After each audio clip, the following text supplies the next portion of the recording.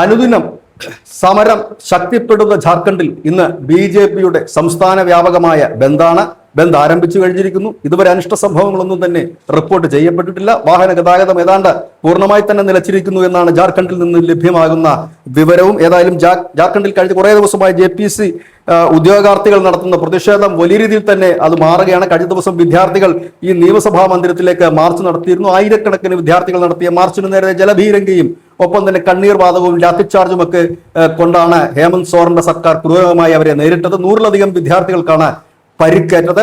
BJP Hemant സോറന്റെ വീട്ടിലേക്ക് March നടത്തുന്ന ഒരു കാഴ്ചയും നമ്മൾ കണ്ടു. ഇതിനിടയിൽ കേന്ദ്ര സർക്കാർ ജാർഖണ്ഡിലേക്ക് നടപടി ആരംഭിച്ചിരിക്കുന്നു. ED അന്വേഷണം തുടങ്ങിയിരിക്കുന്നു.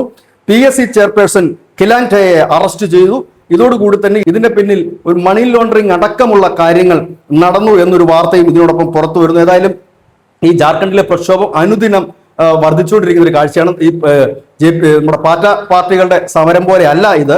കാരണം ഇത് വളരെയധികം വിദ്യാർത്ഥികളും യുവാക്കളും ഒക്കെ അണിനിരക്കുന്ന ഒരു വലിയ സമരം തന്നെയാണ്. അതിന്റെ വിഷ്വൽസ് ഒക്കെ ഇപ്പോൾ സോഷ്യൽ മീഡിയയിൽ അവൈലബിൾ ആണ്. ഈ സമരത്തിന്റെ ഏറ്റവും വലിയ പ്രത്യേകത ഒരു കല്ല് പോലും എറിയാതെ, ആരെയും മോശമായി ചിത്രീകരിക്കാതെ, മോശമായ മുദ്രാവാക്യങ്ങളൊന്നും ഇല്ലാതെ അവർ വന്ദേമാതരം ആലപിച്ചുകൊണ്ടും ദേശീയ പതാക പിടിച്ചുകൊണ്ടും ഒക്കെ തന്നെ ഉള്ള ഒരു സമാധാനപരമായിട്ടുള്ള സമരമാണ് ഇതുവരെ നടന്നിരിക്കുന്നത്. പക്ഷെ കഴിഞ്ഞ ദിവസം അവിടെ ഒരു ലാത്തിച്ചാർജ് നടന്നു. കുട്ടികളെ പിരിച്ചുവിടുന്നതിന് വേണ്ടിയിട്ടായിരുന്നു നടന്നത്. ഏതായാലും ഈ സമരം ഇപ്പോൾ രാജ്യത്തിന്റെ ശ്രദ്ധയെ ആകർഷിച്ചുകൊണ്ടിരിക്കുന്നു എന്ന് തന്നെ പറയേണ്ടി വരും. News desk news India Malayalam.